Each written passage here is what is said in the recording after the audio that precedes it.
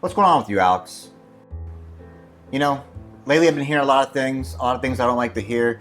Vinny's been talking about your lack of long ash down at the fucking Havana Club. What's going on with you? Lack of long ash. Come on, man. I flicked my ash early once. What's the big deal, okay? What's the big deal? I got people crawling my ass, talking to Alex this, Alex that. What's going on? You're embarrassing me. Listen, I built this lounge with my bare hands. My bare hands, Alex. Vinny's just jealous that he doesn't have burns as good as I do, okay? The fact you even know Vinny said this baffles me. Fact of the matter is, get your shit together. Okay, you need to relax, all right? Calm down. It's not that big a deal. Everything's going to be okay. You're giving me a heart attack here with my anxiety. It's up this high. My blood pressure. What are you doing? All right. Enough of this short ash behavior. I swear on my humidor. It's beyond us, okay? Okay, I'll behave. I'd really appreciate that. Okay. Listen, Jared. I got you this. What do we have here? It's the Guido cigar. The Guido cigar. Oh, huh? yeah. A peace offering, you know? Alex, maybe it was a little hot-tempered earlier. But you were out of line with that short stack. It's okay. Hey, start fresh, smoking a good cigar. Guido cigar, huh? Straight from the motherland, you know? What do you think you should do about Vinny, though? Vinny, that cocksucker. I'm gonna send him a box of flavored cigars. Sounds good to me.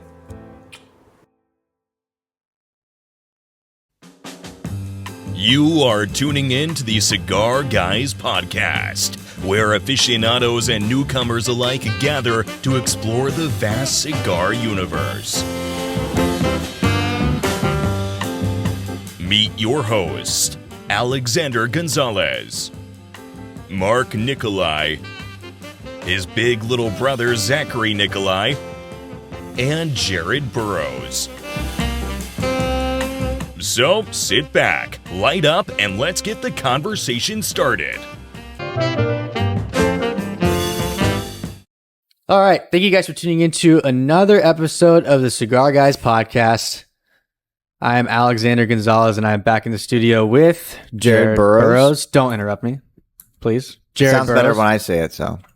Anyway, we're here with a special guest that we brought on to talk about the cigar we're smoking right here. I'm going to introduce Mike Ficara. He's here with us in the studio. How you doing, buddy? I'm wonderful. Thanks for having me on, guys. Absolutely. So go ahead and tell us a little bit about yourself. Tell us about, your background and how you got into cigars. Yeah, so long story short, I was a terrible student growing up. Didn't really know what I wanted to be when I grew up ever. And it's ironic that I'm kind of in this entrepreneurial space now. But went to college, went to UCF. It's true what they say, you can't finish. I ended up failing out, came back home, and I was waiting tables. And like I said, I really didn't know what I wanted to do. One of my former teachers came in and said, "Hey, would you like to substitute teach?" And I thought, man, that sounds like the easiest job ever. So did that, fell in love with teaching, went back, finished my degree, got my master's in educational technology, and then went to work for a startup. That startup got invested in from a guy by the name of Wayne Huizinga, which if you don't know him, guy that grew Blockbuster, also used to own the Marlins and the Dolphins. He ended up selling that company. When that ended, I almost went back to the classroom, but my wife was kind of like, "Hey, why don't you go help other people out in their businesses?" So I've been doing that for about the last 13 years, and about probably 5 or 6 years ago, one of my former students got a job with a cigar company, the Humanif Group. They design a lot of boxes and accessories you may have seen out there. And I just reached out and said, "Hey, I really want to start my own cigar brand. Could you kind of help me out with that?" And of course, as we ended up talking, he's like, "Man, I think I need to hire you actually to help us, grow our business." So we ended up doing that. And as soon as I started working with him, I learned how much I didn't know about the cigar industry. So really spent more time getting involved, learning about it. And then this year, finally released Guido Cigars. So after a lot of learning and understanding about the industry. That's awesome. I will tell you one thing, though. Jared did, in fact, finish UCF, so it is possible. But I guess it's not for everyone. It's not for me either, so I feel you on that one. Yeah, my sister did too, so I'm also left out. I'm just slow, I think, I think that's what it is. Yeah, I kind of feel you on that. No, but honestly, I mean, school, university is not for everyone, especially if you've got that entrepreneurial drive. But two, like you said, it's crazy once you get into the cigar industry on the back end, and you start to realize, just like you said, how much there actually is you don't know. Yeah. Yeah, it was a lot, and I think it was just, you look at anything as a fan, right? And it seems easy, right? It seems like, oh man, it's just cigars. Maybe I could even just buy a bunch of blanks and slap a band on it.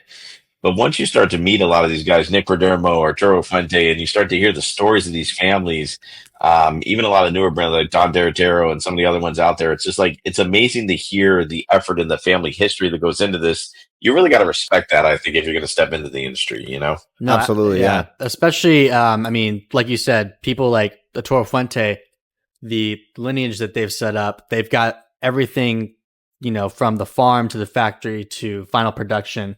I mean, the amount of work that goes into it is insane. And being the guy that is in charge, that's running everything, that right there is a huge job to accomplish. So it's definitely a crazy industry. I think the more you get into it, the more you realize how much effort goes into all different angles. I mean, it's insane.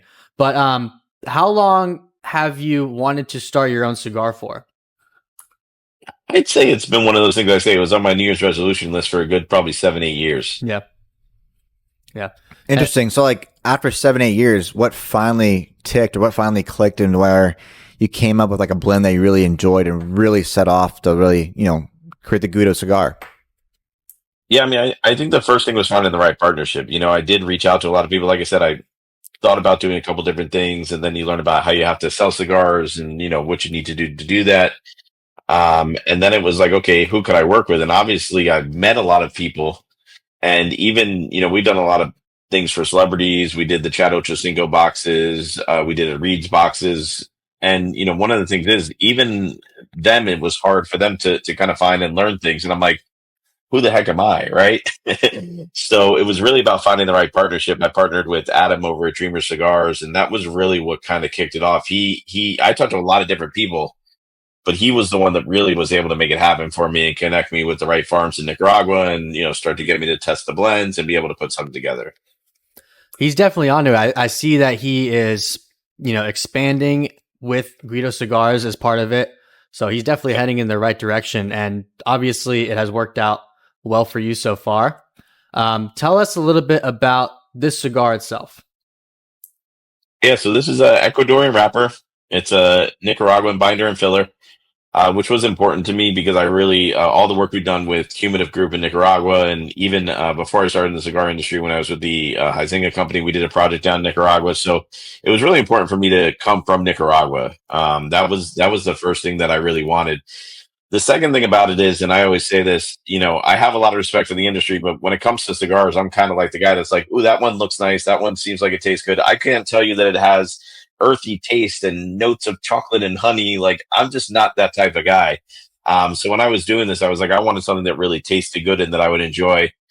Even Adam, when we finally got the blend, he's like, yeah, you should say there's a little bit of pepper in there. And I'm like, kind of tastes like salami. So I figured that's more of an Italian thing to go with there. But I really wanted to create something that was so simple that if you enjoy cigars, it's something you like. It's a long smoke. You can really enjoy it. But if you don't smoke a lot, you could kind of hang with your buddies there that like maybe something a little bit darker, a little bit longer. I know the gauge is a little bit big, but that was something that I wanted. Like I said, at 5'5", being Italian, we're always overcompensating. Bigger cars, bigger cigars. We're trying to make up for that height we don't have. I think it's a great size. I mean, you can't see it right here, but the ash is actually really, really looking good. Actually, awesome, nice and bright I white. love that. Yeah, so I mean, I had no idea you were Italian. That's crazy, but yeah. It looks like an Irish cigar when you first look at it. Boy, you got the shirt on, and then I mean, obviously you've got on here "Forget About It" and "Paisan," and so obviously this is a Italian themed cigar. Yep. So I mean, I think it's kind of an obvious question, but what made you decide to go fully Italian on the cigar branding? Is it just you as a person, or what kind of led you to do that? So it's a little bit of, obviously it's my family. When you open the box on the inside is a picture of my family, my dad and his grandfather, his dad actually, which is my grandfather, and his two brothers. So it's really a nod to my family and being Italian. When I grew up, I had an Uncle Johnny cigar, and he smoked cigars all the time. Like one time we went to the beach when I was a kid, and like he went in the ocean with a cigar. and he went underwater, came out with it still lit like about 30 minutes later. So he was like someone that, we always used to kid around with, and he was known for that. And honestly, when I was a kid, I was like, I'm never going to smoke cigars. That's disgusting. How could he do that all the time? And now he'd probably get such a kick out of this. So, the nod to my family was important. I also have 4 kids that I know of. And every time we had a kid, I told my wife, can we name him Guido? Yeah. I really want to name one of our kids Guido. I got 3 boys and a girl. And even on the girl, she wasn't going to let me name it. So Guido is kind of like my 5th child. That's why I went with Guido Cigars. Guido. No, Yeah. I even tried to name. They're like, oh, we got a dog. You can name it Guido, and we got a girl dog, and they're like, oh, we can call it Guido. They're like, no. I'm like, what about Guido? They're like, no. So I constantly get vetoed. So. But they can't veto you on this, right? This is your baby. No. This is my baby. Like my wife and my whole family's been really supportive of the process. And I think that's been one of the coolest things about rolling it out is, obviously a lot of support from friends and family, people that have been there and we sold more than I expected initially. And a lot of that was from friends and family and then telling other people about it. So I was really excited about the first run that we've done and getting it out there. And the first box that I got, I didn't tell my dad, but it was his birthday. It actually came in. I had Adam overnight it to me because it came just in time. But I gave my dad the very first box for his birthday, for his 71st birthday. So if I didn't even sell one cigar, that would have been worth it. I mean, that was the coolest thing to be able to do that. And then I actually did the release on my son's 17th birthday, that's the picture inside the box. That's who we're celebrating is my son's birth. So it's kind of a full family circle moment. Nice. Yeah, that's awesome. It's always great to have, your friends and family back you, especially when starting a project like this. And I think, the cigar industry is so unique. So once you launch your own cigar, even people that don't like cigars can recognize that it's really cool because it's just so unique. Not everyone is able to go out there and actually start, a boutique line of cigars like that. Yeah. Yeah. And it's tough too, I think, with the boutique thing. And one of the things I was really concerned about was the pricing because, you can walk into any humidor, and there's a lot of great $10 cigars. And I think it's hard for the boutique cigar industry because we're not doing the quantities. We have to price them at $17, $18. And it's hard to justify that, right? It's sometimes hard to say, hey, like I get a good $10 smoke, but I'm going to start to spend more than that $10 to $15 range. I might as well get something really nice for 30 or 40 even. So I was really concerned about keeping the price in a reasonable range as well so that people could kind of afford it. And it would also compete sort of price wise with some of the better cigars that are out there in that dollar range. And this is a 5x 56? It's a 6x60. Excuse me, 6x60. Oh, okay. Come on. I don't know. Well, I smoked so much of it already that now it's a 5. No, but so at least that's what Adam told me. I don't know. He might be compensating too. You never know. I haven't actually. Like I said, we're Italian. We always overcompensate. But it is a light, smooth cigar. So you're right. It's definitely for people that are newer to cigars too. They're able to enjoy it. But of course, people like us were able to enjoy it as well. And I mean, like you said, being boutique, and what is the price range on it? We're at about 15 right now. Okay, yeah. So you got a $15 cigar, and this is how a lot of the boutique cigars end up. At least the good ones, they need to be able to differentiate themselves from, like you said, the cigars that are $10, and that comes with whether really good flavor, really good construction. The experience has to be really good in order to justify that price.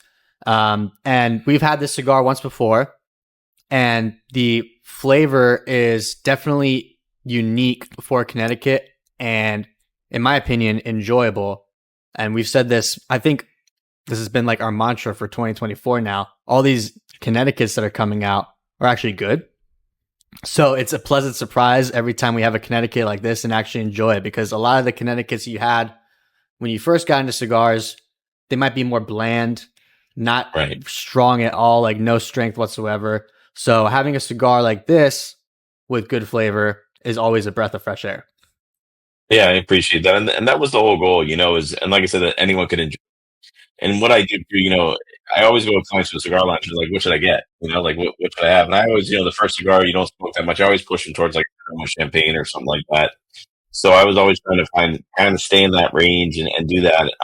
But, and I think too, there's two things with a cigar, right? There's the flavor and there's the experience. It's who you're smoking with and which is what you're doing. And I've had my experience. I tell the story when I was teaching. One of the technology directors there, he was a big cigar smoker, and he took me to a technology conference in Orlando, and we went to Roy's, which was a like seafood place, and it was right next to Corona on Lake Mary. Mm. And we went there every night for the 3 nights of the conference. And the third night, I tried to get a little more adventurous and had a little bit stronger cigar. And this guy had just bought a brand new Saturn.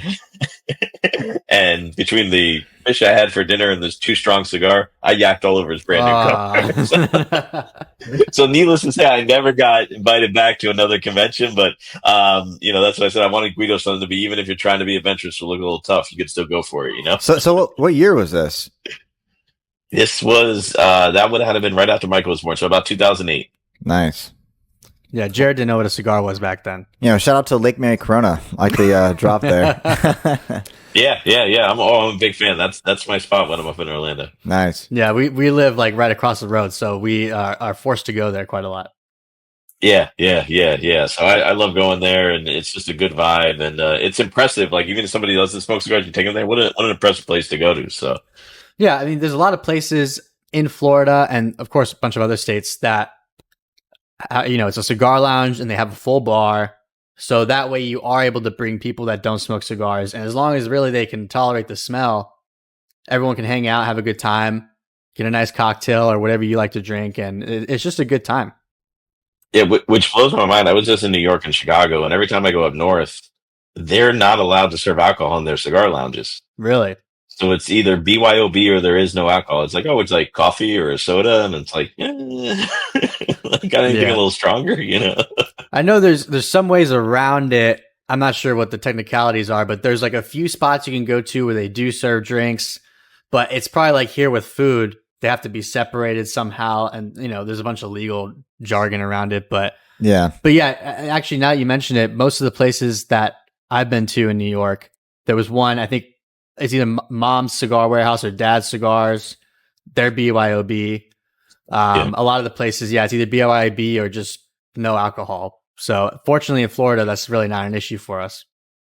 Yeah, which is great community-wise, because every time I've gone there, though, someone offers me a drink, like, hey, go grab a glass. You could have, some of my bottle. So it creates another sense of community, which is why I love going to cigar lounges when I travel too. No, absolutely. So people are sharing their booze, but you're not bringing your own? No, I'm that guy. Paisan. Well, I mean, if I fly for a day or two meeting, I'm walking around with a bottle of Johnny Walker. I'm gonna look like an alcoholic. Who cares what people think? Good point. It's a great point. No, it's okay. He buys him a cigar. We'll give him the give him a cigar. Yeah, even the last lounge I was at, I sent a guy. I was there to see one of my clients, hardcore Italians, and he's like, "Oh, I love your hoodie you have on." So I sent him a hoodie. So I make up for it. Make up for it. Oh, there we go. Okay. And two, we have a book here. Jared's sitting next to it. Like Socks on a Rooster. It's got your name on it, so I'm assuming that you had something to do with it. Yeah, it's a book I wrote about entrepreneurship. It's kind of a nod to my dad. Like I said, when we grew up, we didn't have a lot of money. So my dad, I guess to make things feel new, he used to move the furniture around the house all the time. And when it got in the right spot, he used to say, like, socks on a rooster. So, of course, I thought that's what you say when something goes right or things go well. And then when I started teaching high school kids are really quick to tell you that, no, you don't know what the hell you're talking about. That makes no sense, Mr. Ficara. What are you saying? What are you saying? And I think in business and entrepreneurship, a lot of people are rah-rah and they get online and they create videos and you got these gurus and they say all these cliche sayings. They really don't know what they mean or they don't know how to execute on those things. So I wrote the book to kind of bust those myths and that's what it's called. So it's like, all right, if your network is your net worth, that's great. But how do you leverage that? And how do you, connect with people and really grow in cigars? I think is a big part of that. I talk about that a little bit. But it's just kind of like a basic how-to entrepreneurship for dummies book, if you will, on how to get in there and kind of get over the cliche stuff you're seeing online and really go out there and make something happen.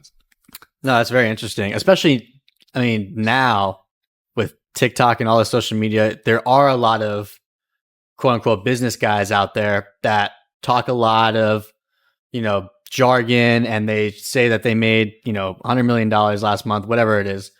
And some of it may be true, but a lot of times, yeah, you're right. It's just big fluff. Then they end up selling you the course to teach you how to make money that they never actually did, but they made the money from the course. Yeah, and they made $1 million in a year, but they spent $900,000 on ads. You know, Well, that is a good point. Yeah. So, what's the book priced at? Amazon keeps changing that. I think that's $19.99. I just had to look at the price. Is there an Audible version? There is an audiobook, yes. Nice. That's awesome. And I don't read it. that was my next pure question. fact that number one, I'm lazy, and number two, my whole thing that I talk about when I work with people is like, you're doing too much in your business. You should be outsourcing more. So if I took the time to read the book, that wouldn't make sense. Why? When I could pay someone to do it, they knocked it out in half the time. So you haven't read the book, is what you're saying? I've listened to it. Very good. I didn't even technically write it. It was ghostwritten. I had a client that was a ghostwriter, and he actually ghostwrote it for me. So yeah, I outsource everything. I got a guy for everything. Well, I mean, pretty much Got a guy. every major publication out there, every book is ghostwritten, with someone's face on there. I mean, Art of the Deal, obviously ghostwritten. Great book, but, Donald Trump did not sit down and write that book. No, yeah, and I give my ghostwriter credit in the book, though. I give him credit, though. Yeah. But if you gave him credit, he's no longer a ghost, so... That's true. He's actually, ironically enough, the godfather of ghostwriting. Interesting. Well, right now, I'm actually already halfway through the cigar. We did light it up a little too early, but I'm going to go ahead and say, just like Jared did, the ash on the cigar, which this time and last time impressed me for sure, especially with a bigger ring gauge. Usually it's hard to keep a good ash on there, but this one's nice and sturdy, and it's not flaky at all, really. Good color. Flavor holds up really nicely. In the beginning, salami or pepper, you get that peppery taste. But it's very smooth. Can you not mac in the mic for me? I'm trying to taste the salami. I just don't have it. Whoa. Yeah. Pause. No diddy. But and then it's very it's nutty, it's creamy all the way through. So it's got those flavor notes that you would expect from a Connecticut. Yeah. But it's not bland. It's intriguing. It's blended. Yeah. Yeah, It's blended, I sure for hope sure. so. Yeah, we worked with Savant Tobacco down in Nicaragua, and they were just great. And it's funny because this one was actually one they sent me accidentally, and they're like, "Oh no, we didn't mean to send you that one. We don't think that's what you want," based on kind of what I was trying to do in the beginning. And I'm like, "Oh no, this is the one." So of course, the minute I was told I can't have it, I'm like, "This is the one I want." Like, I knew it. Like, except for the burn, the taste, everything. It was perfect. That is a great marketing employ. You accidentally send someone a sample that you claimed they didn't want, but it's really what you want them to buy, and it worked. Interesting. So you're saying they got it? You know what? Duped, Like socks on a rooster. There you go. See, you guys are already learning. I love it. I learned fast. We learn fast here on the Cigar Guys. I feel like you got the audiobook in the other ear.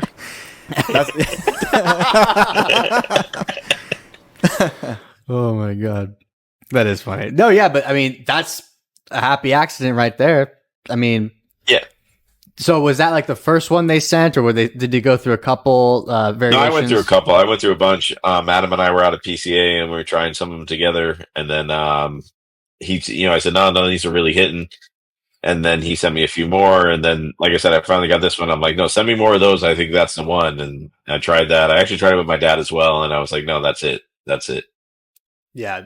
Part of the process too is you might be able to like the cigar, but you got to make sure that you have other people, especially people that maybe are more knowledgeable than you, have more experience, that enjoy the cigar too. Because if the cigar is just for you, that might be like a good private collection, but not something that you can mass produce. So sharing the cigar with other people and getting their expert opinions is definitely a big key when starting a new line.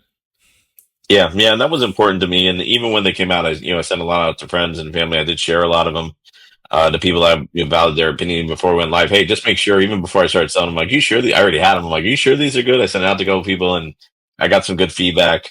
I'm excited to get some negative feedback too, because obviously in the first stage, everyone tells you, no, they're great, but I'm really waiting until we expand it out because I want to hear, how can we improve? How can we do better?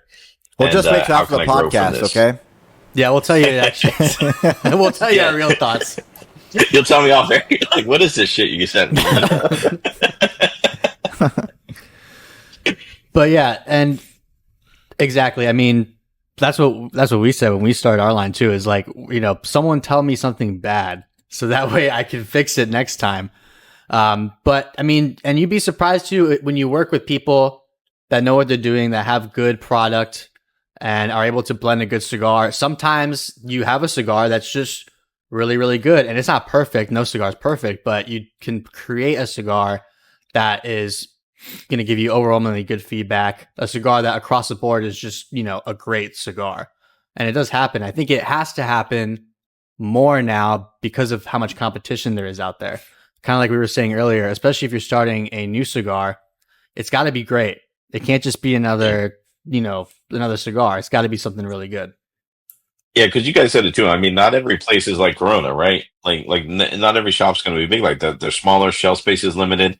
They got to have stuff that's going to sell on the shelves because, I mean, these are small business owners trying to keep their business open. So you really got to make sure you have something out there, I think, that is good. And, like I said, we're starting out. We're in a couple shops. We got a little bit of a long way to go, but I got a lot of respect for the shop owners as well because I think, cigar lounges are one of those places I think that everybody needs. I can't imagine what my life would be without even traveling or going anywhere. It's just like it's somewhere that always feels like home. And I think a lot of people sometimes just need that escape to go there. Mm-hmm. People, do business deals there, network. I mean, we got to make sure we're supporting the cigar lounges. And that was also one of the things. I didn't want to put out a cigar that wouldn't be able to be in a lounge, that wouldn't sell, that wouldn't help support the owners as well.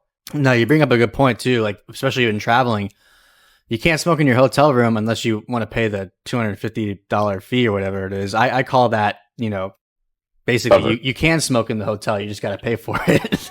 Yeah. But yeah, so I mean, you're traveling, you have a place to go to of like-minded people that smoke cigars. You can enjoy yourself, maybe have a drink, whatever it is. Maybe you can't smoke at the house for whatever reason. You have a place to go. Or, I mean, you live in a place with stricter laws when it comes to smoking, but you do have a place you can go to that allows indoor smoking. So it's definitely important to have these lounges. I mean, across the country, across the world. You're absolutely right. I mean, without it wouldn't be the same. You wouldn't meet people like us, traveling to cigar lounges, meeting all these like-minded people with their own stories to tell. Everything would be kind of closed off for the cigar industry in a way. They always say when it comes to cigars, it's like the great equalizer because we always have something in common, not just the tobacco itself, but the flavor, the uniqueness, the different brands. And, this one's a boutique, so it's always a talking piece, right? And so when you have somewhere to go, you already have something in common, virtually everyone there. And it's always, like you said before with networking, it's always nice to meet new people, especially around something you already enjoy, smoking a cigar. Yeah, no, for sure. Ideally with a good scotch. Yes. It goes great with Johnny Walker Black. Better with Johnny Walker Blue. That's my go-to usually that I like with it. But I'm tearing through this one pretty quick. I'm waiting till Christmas. Hopefully I get another bottle, So you're a scotch guy. Is that good, like your go-to scotch? What's a couple other brands that you would go for? I mean, I tend to be a Johnny Walker guy. I know that's what I like. The black, the green is excellent. Once in a while, I'll have a Macallan every once in a while. Good. I enjoy that as well. So, but I really enjoy Johnny Walker. Actually, ironically, last time I was at Corona, they were out of Johnny Walker Black. I'm like, you guys are out of Johnny Walker Black. I had to do a Dewar's, so I had to kind of slim it a little bit. But that took me back to the old days, Well, now that you know me, you should just let me know. I'll handle it for you. All right. Next time. I'm going to name drop next time I'm in there. Oh, I mean, no problem. I have you back. Well, I mean, awesome. Johnny Walker is a popular scotch at Corona too. I'm not going to hold it against you that you like Johnny Walker and that's your thing, but it's not for me. But it's definitely a very popular scotch. And I could see why they were out of it because actually for a while that was like one of the big brands that people were drinking. Now they've kind of been pushing more either smaller brands or obviously they're pushing the Macallan, they're pushing the Belvini all the time. So that shouldn't be an issue next time, but you let us know. So what's your go-to scotch then? Oh my gosh. Do we have enough time? Absolutely. It's funny you mention this because at Lake Mary Corona, they just had a Macallan event. My favorite scotch I would definitely say is probably Macallan 18. It's normally Macallan 12, Macallan 18. Nice. Occasionally you go a little higher, but your palate's got to be super sensitive once you reach that 18 year, because 21 is virtually the same. And then 25 and 30 become a little bit more pricey. Then they got M and a few other ones too that are brand new, are always coming out. But they tend to kind of wane off the years now. They're focusing on different kind of like brand labels. But usually it's Macallan. Belvini is another popular one I really, really like. Especially on the Cigar Guys, we definitely like. But I mean, I go back between Scotch and bourbon all the time, but mainly Scotch for sure. Yeah, I would agree. I mean, Macallan and Belvini are my go-tos, but if I want to save a little money, I like Monkey Shoulder Scotch. I don't know if you're familiar. Very good choice. Yeah. It's like, I mean, the bottle is like $30. Yeah. But it's definitely comparable to like a Macallan or a Belvini. Very good flavor, very smooth. So I would definitely look into that too. It's like $30 at Publix or something. I gotta give that a try. That sounds good. Yeah. And you can save money on the Johnny Walker, you know? On the Johnny Walker, yeah. I'm definitely overpaying for that, but it's good. Well, let me ask you this: when you say, when you drink your Johnny Walker, is it always, do you drink it neat on the rocks, or do you mix it with make a Manhattan or an old fashioned? You guys are gonna really I'm gonna lose a lot of street cred on this, but so I usually keep mine in the freezer. Well, it's Johnny And then Walker, so it's okay. And then you do what? And then I pour it over a nice, nice ice ball. I like pouring it over that. That's how I like it, just cold and That's good. over ice. Yeah, normally I'm more of a neat guy, but we definitely love old fashions on the Cigar Guys. Yes, I've seen that. You guys do enjoy the old fashioned. Yeah, no, I'm just a Johnny Walker, on the rocks and Bud Light. I'm a simple guy. Bud Light, huh? This is all the red flags coming up. I know. That's what I mean, guys. Listen, I'm not fancy. I'm not. I mean, except steak. Like then, that's a whole different category. But. No, I'm just giving you a hard time. But yeah, I mean, at the end of the day, when it comes to cigars and just the industry as a whole, and the people that go to cigar lounges, you smoke what you like, you drink what you like, and people give each other a hard time. But at the end of the day, no one really cares. Like. Yeah, it's just about it. You enjoy what you enjoy, and I think it's great too. That we have so much to choose from now. I mean, it's just I don't know. And I don't remember a lot of this when I was in my early 20s, but I feel like there's so many more cigars and so many different types of scotches, and it's just so much more available now. Even my grandfather, and like I said, my family, I'm very close to him. He had a really nice bottle of like Chivas 21 in his refrigerator. And I think that's where I kind of got this from. And when he passed away, like we were saving it, and we're like, no, we're going to drink it. We're going to drink it. And when I had my second son, we actually cracked it open. And my grandmother was there, and she goes, and it may have been monkey. What did you say? Monkey shoulder? Monkey shoulder. Monkey shoulder. It may have been monkey shoulder, but she says, that's not Chivas. Your grandpa used to go buy the cheap scotch at Publix and pour it in the nice Chivas bottle. So people thought he had nice scotch.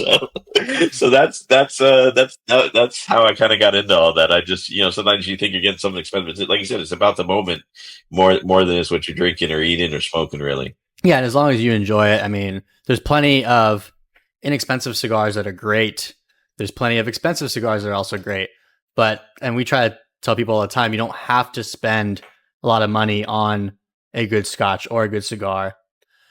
There's plenty of options out there that are less expensive, like under $20, that are great options. Under 20 a shot or the bottle? Yeah. What'd you say? You said under $20 for the shot or the bottle? Well, I guess I was talking about cigars, but sorry. Shot too. I mean, under $20 for the bottle, that might be pushing it. Yeah.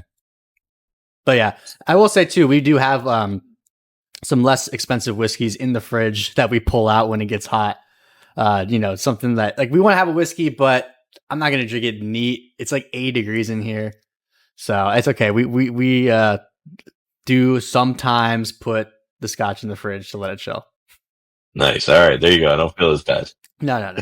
No, I mean, ice ball is very classic. I think that's very nice. Kind of, and like I said, it's something I grew up on too. I mean, being Italian, that's all anyone drank really was wine, scotch, beer. It was always very simple. So I think it brings back a lot of great memories for me too. What about Sanka or what is it? Sanka or no? Sanka, yeah. the old coffee, use that hot water and mix it. Yeah, a little instant. Do they still make that? I don't know if they still make that. I think you can buy it.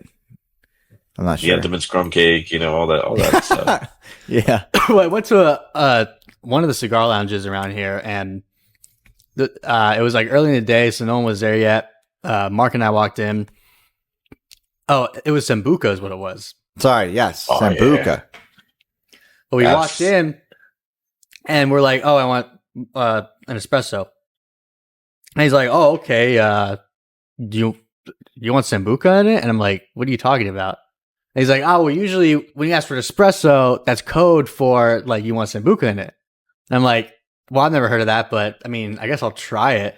And it was his own stash that he pulled out and put it in the espresso. Now, I wasn't a fan, me personally, but I could say that I've done it once. So, but it was just a really interesting experience that I had. Oh, he's got something. Yeah, that's There that's you go. probably my second favorite thing is the Sambuca. So this is the one I usually drink. But yeah, Yeah, that is. we used to make it too. My aunts and uncle, or I guess they were like second cousins. But when you're Italian, the older people are always aunts and uncles. You know. Yeah. But they used to make it. They used to make their own anisette, and yeah, Oh, you that's put it in cool. with the espresso. It's delicious. No, that's pretty cool. Yeah, the two Albanians that aren't here today, they make raki, which is basically like a brandy. So out in the Eastern Bloc, they would make their own. They get the still. It takes like 2 weeks to make it, basically. But it's always cool to have like those friends and the family that can make all these things instead of having to go to the store and buy it. Because two, it always comes out better when you have like a family member that knows how to make it right. Oh yeah, no, for sure. And those days are slowly going away. You know, the homemade wine, the homemade Yeah. anisette. But we still do try to keep a lot of those traditions alive here. You know, the sauce on Sunday. You know, we make everything from scratch here, so it's a lot of fun. No, absolutely. I feel like I'm gonna talk about espresso, and you're gonna pull out like an espresso machine or something next. I feel like Yeah. You guys are gonna think I'm an alcoholic too. Like any alcohol, you know, oh yeah, I got it right here. You know, I work from home, I smoke cigars and just drink all day. It's great. Sounds great to me. Well, some of us Yeah, perform. it's not a bad life, you know. Some of us perform better with a good cigar and a good scotch, you know. So I don't blame you. That's There you not a go. red So- flag for me. Okay, good. Yeah, I got my AA meeting coming at the top of the hour. So. Exactly. That's where I usually drink. It's my favorite space to drink. It's the brainstorming side. Your network is your net worth, you know, type thing. It's in the book. Hey, if the stock fits, you know. There you go. So tapping into the future a little bit, breaking down your vision, let's say. You've got this cigar, a lighter Connecticut shade. What would be your next two releases that you would want to push out for Guido Cigars? I mean, obviously, probably something a little bit stronger. You know, we're actually in talks right now. We're looking at working with somebody a little bit of a bigger factory, so that's also on the horizon. So I'm kind of excited about that. I've got a good response on this, so I think I'm going to keep this going to still get a little more feedback. So I'm not 100% sure what that's going to be yet. But I think really it's based on, I think I want to start to get into some of the things of the Guido pairings, like you were mentioning the espresso and the Sambuca. I want to try to see what would go with that. We'll go with the Johnny Walker Black. What would go good with the Doers? What would go good with the Bud Light? I kind of want to go through that. It's probably the next iteration more on the pairing side. And Adam's obviously a genius with that stuff. So I kind of want to do something that makes the cigar and enhances the experience. So I can't tell you exactly what they're going to be yet. But I really want to start to add them more to a pairing or something along those lines. Probably something with an espresso would be the next one, and then something with a scotch where they're really meant to go with that. That's the whole package, and see what we can't go in that direction. Okay. No, I like that idea. Now, are you, like, your personal preference, is it usually lighter Connecticut's, or are you kind of in the middle? Do you prefer dark full body cigars? What's kind of your go-to? I prefer, I smoke a lot at home now. I built this office in my garage during COVID. So I started smoking, 4 or 5 cigars a week to 4 or 5 cigars a day. So I really enjoy a lighter Connecticut. That tends to be my go-to on the day-to-day. Gotcha. Yeah. No, understandable. Especially Yeah. when you start to get in those bigger numbers, you're like, well, maybe I'll go with something lighter, something that's not going to, overwhelm me too much, especially after 3, 4, 5. I know Jared doesn't have that problem, but Yeah. Instead of 6 really, really light Connecticut's, you could try a few Maduros in there, change it up just a little bit, That's true. Yeah, I gotta balance myself. 2025, maybe that's a good challenge. that's a much So- easier New Year's resolution than starting a whole new brand. Yeah. You do Yeah, that would definitely be the way to go. You know, so You like, could why sm- try to lose weight when you could try to smoke some stronger cigars? You know? Exactly. you can smoke the Guido with a good espresso in the morning, and then around lunchtime to dinner, or really any time, a good Maduro and a whiskey. That's a good point. And I usually do steak for lunch, so that There you could go. work out. Ah. I've learned going to Fresh Market, it's cheaper to get a fillet. Oh, you yeah. know, and cut them in half. That'll last me like four days. It's cheaper than Chipotle, you know. No, Fresh Market is underrated for sure. Especially if you're getting steaks. Dude, that's the way to go. Yeah, that's my go-to spot for my day-to-day steaks for sure. Now, are you pan sear, grill? I'm a grill guy. Okay. I like, and I'm a rare steak eater. I like my steak rare. Oh, of course. So, Okay. All right. We're so I'll do it on the grill. We're starting to get better here. I like where this is going. Rare steak. Okay, Yeah. good. Yeah, finish with a little truffle butter. Oh yeah. You know, just some salt. It's the only way. That's the way to go. Yeah, Or the old nice school glass of pepper and salt. Chianti. Yeah. You're good to go. Perfect.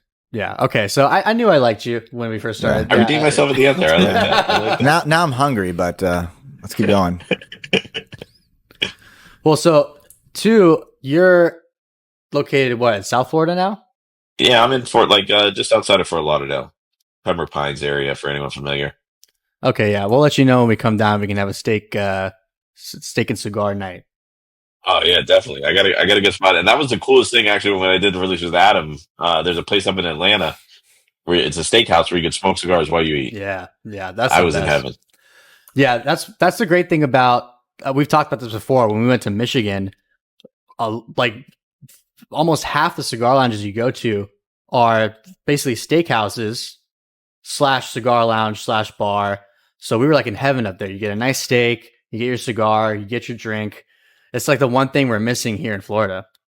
Yeah, we gotta roll some things back. So, and maybe we can get some of these laws lightened up a little bit. Yeah, we got like a good 2 years for sure. We can maybe change some things. Maybe we can lobby to the incoming president and his team and see we can get some stuff done. That'd be great. That'd be good. Corona cigar and steak. I mean, nothing better, right? That's a good idea. Exactly. I mean, they already got the farms and everything. They're ready to go. You know. Well, yeah, that's true. Actually, it could be FSG, beef, everything. Yeah, I'm surprised he didn't open a restaurant next door when Roy's closed, because that was right next door. Now I'm surprised he didn't open a steakhouse there. Actually, yeah. What did open? Didn't the Vines open next to the Sand Lake one? 60 Vines or something? Recently, yeah. Yeah. That would have been a good idea. It's okay. Now we can go do it instead. There you go. No, that's funny. But so this cigar, I'm jumping all over the place. We officially launched it when? September 28th. So very, very new. Very recently, yeah. We're almost sold out, so we should sell out by the end of the month on the first run. And you said how many shops relatively? Right now we're in 2 shops. We're in one in Atlanta, Cutters, and then we're also in Black River Tobacco in North Carolina. And we're going to go out to some more stores, but we ended up selling more boxes online than we expected. So I'm waiting for the second run before we try to get into more. It's a good problem to have. Yeah, I was gonna say that's not a bad thing at all. The margins are higher. That's great though. I'm glad that you had a good launch and that you're able to get the cigars out there. I'm sure that your partners are able to help you out with that for sure. Because I mean, we know personally, starting a brand by yourself, having to do everything yourself is definitely really hard. Yeah, and I mean that's me eating my own dog food. I mean, Adam was also helping on the marketing side. We invested in marketing, and that was important. You can't just kind of roll out and hope it works. There's a lot of effort put in the marketing of it, and you guys know how important that is. But I think especially in the cigar industry, where you can't do some of the traditional marketing channels, you can't run ads, you do a lot of different things. You really got to focus on the organic content and getting it out there. Podcasts are obviously a big part of that as well. Being on podcasts and talking about it. I think in any business nowadays, it's true. If you're not putting the effort in the marketing, you can't just put it out there and hope it works. Even if it's a great product, an average product great marketing will always meet a great product with average marketing every day.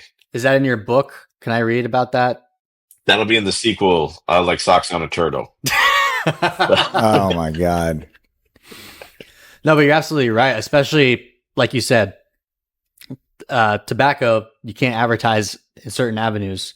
Right now, social media, podcasts, that is still an avenue you can use. However, of course, social media is still heavily regulated when it comes to tobacco. So we might see some changes there. Hopefully not anything negative. Hopefully it doesn't get worse, because we deal with that all the time, like videos getting flagged and taken down. Yeah. So it's a struggle promoting a product like this. Yeah, basically what happens is, surprised. anytime Alex shows a little bit too much skin in a video, they take it down. That's what it is. That is not right. I got nothing on that one yet. But that's awesome. I was talking about cigars. Okay. Oh. Yeah. Yeah, unfortunately, Completely different concept. tobacco is regulated good, so paying for out-of-line advertising or on TV is always, Not an option. Yeah, so word of mouth and creating your own marketing is like the best route. So have you had the chance yet to go to local cigar lounges and kind of pitch them yet? Or are you kind of waiting until we get that new batch in?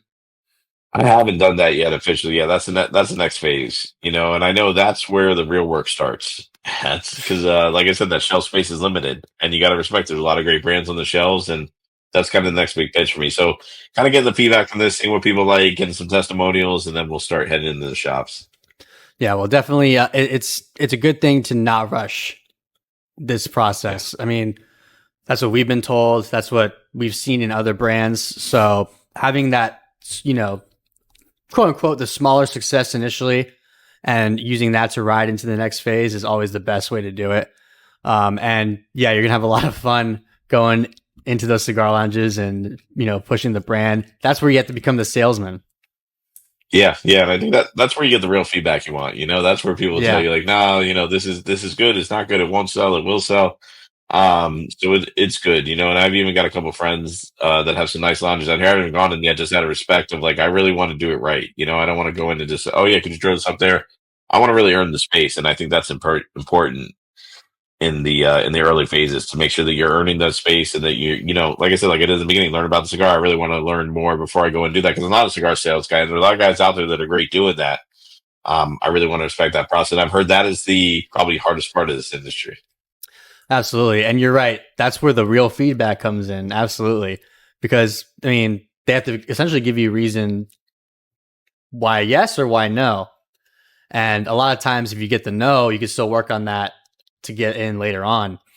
And two, like you said, if you're going to be on that shelf space, you definitely want to earn it. If you get a free pass and your cigar's on the shelf, but they're not really pushing it, or it hasn't really earned its spot, then it's just going to sit there, and that's almost worse than not being in there at all. Yeah. Watching something not sell, that's the hard part, So that's why, like I said, I'm putting the effort trying to establish the brand, establish that presence on social media. So when people walk in, they'll be like, "Oh yeah, I want a Guido cigar. I heard about that, or that's something that you should try." Or if they bring someone, like I said, I want it to be the cigar. If you bring your buddy that smoke cigars, that's the one you give them. Yeah, exactly. And I do think that it is a good option for bringing a buddy to the lounge and saying, "Hey, this is a cigar that's on the lighter side. It's not anything strong. Still has good flavor, so they're going to be able to enjoy it and not get bored while smoking it." Yep. No. Yeah. That's the plan. So I'm excited, and maybe I can come back on later on down the road and tell you guys about those horror stories. No, absolutely. We'll do a Maybe. So you get whatever scotch I want in Corona Cigar Lounge, but maybe on the show. I like that. That's a good trade-off. You got to pick one. No, but yeah, absolutely. I think this is definitely you're the guest now, I would say, that is the earliest in this process, which I love. So we're able to now see that. Like the very beginning stage. And then, yes, I'm going to make an executive decision here, Jared. Down the road, we'll bring you back on after we're in a couple more shops to see, okay, how's it going? How do you like it? How do you not like it? And then we'll go for I'll tell you guys, listen, people told me, no, this isn't good. This is not good. Yeah. And it's fun. And I think it's important to tell the boutique story, because I think it does seem easy to start a cigar brand, and I think it's important, like I did the book for entrepreneurship. I really want this story to be like, hey, this is what was good. This is what was bad. This is the tough, because not everyone should do it, you know. And I don't know, this may die out in a year. I may not see any success, but I think it's important to also tell the story as I'm going along, because it's something I think that seems easy. And I learned it before I even started. This is a tough industry, and you really got to respect and learn it. There's a lot to learn, more than it's just find a wrapper filler, you know. It's a lot more than that, you know. No, exactly. And having the story to tell, having a backstory on the cigar itself, being able to share your experience, I think that's what helps brands stand out more than just someone that comes out with a blend and slaps a label on it and, you know, says, here, try the cigar. When you have that story to talk about, that is what helps, you know, make sales and have, you know, build a fan base, so to say. Yeah, and like I said, even if you look at the big brands, they're surrounded by great people. You know, they're surrounded by great tobacconists, great marketers. You know, I've gotten to work closely with some of the larger brands, and it's neat to see the teams they have in house as well. But it's a lot of work to just get a known brand out there. Yeah, yeah, and a lot of it is, like you said, great people. I mean, people will buy cigars just because they're friends or they really respect the person that's pushing it or the person that owns it, the person that created it. So that has something to do with it too. You know, just being a likable person, people that, you know, someone that is respected. That is what helps sell the cigars a lot of time. Yeah, I mean, even, you know, I smoked Perdomo for a while, but I remember meeting Nick Perdomo for the first time and going to the factory. And you know, we had a meeting with him and Arthur there, and then we left. And then it was probably had to be like a year later, we get on the plane to go to PCA. And Nick's sitting there, and he remembered my name. I'm like, bro, I was just blown away. Like, but he's that good of a guy that, like, he remembers everybody he meets. Doesn't matter how big, doesn't matter how small you are. He remembers everybody. And I think, like you said, it's when you do business like that. I think that's why he's had a lot of success. He's had is because he respects people. You know, it doesn't matter who you are. He'll sit down, he'll talk to you, he'll share the story with you, he'll remember your name when he sees you again. Remember what you talked about. Like, I was blown away by that, because to me, I'm you know, very impressed with him. I look up to him and everything that he's done. I was just impressed with that he even remembered my name, all the people he must meet in a year, you know? No, exactly. Yeah. That's huge. When someone remembers your name, it's like, oh, okay. This guy, you get that sense of like, okay, he's genuine. He's not, you know, like pretending to be a nice guy or anything. Like, that's how you know this guy is actually really cool. Yeah, I have a hard time remembering my kid's name, let alone other people's names, you know? What's our names? I got no idea, guys. It's okay. I don't remember my name sometimes. I'm terrible with names, me personally. You'd introduce yourself to me, and it's like in one ear, out the other. I'm like, okay, cool. I'll never forget a face, but yes, I agree with that. Terrible with names, terrible. It's probably the Scotch, right, guys? Yeah, maybe. Well, you know, it hasn't helped. I'll tell you that. No, I can't blame the Scotch. No. He's trying to give us reasons to quit now. Never. No one likes a quitter, guys. Come on. There you go. No, definitely not. I thought he was going to invite us to the AA meetings next. No, steak dinner maybe, but AA meeting, no, you're good. Okay, cool. Oh, man, awesome. Well, it's about that time. Mike, I want to thank you for coming on and sharing your story, sharing these cigars with us. Really appreciate it. And again, we enjoyed these cigars. It's one of those Connecticut's that we're able to smoke and enjoy. And I'm really excited to see where this brand goes into the future. We'll definitely have you back on, you know, maybe 2025, we'll see. But thank you again for coming on and sharing your story. I really appreciate it. Yeah, thank you so much. No, yeah, thank you guys for having me on. I really appreciate it, guys. I appreciate it. You guys got a great show. Keep up the great work you guys are doing. And like you said, you guys have had some great people on here. I'm very humbled to be on this as well. No, absolutely. Thank you again. We'll see you next time. All right, thanks, guys.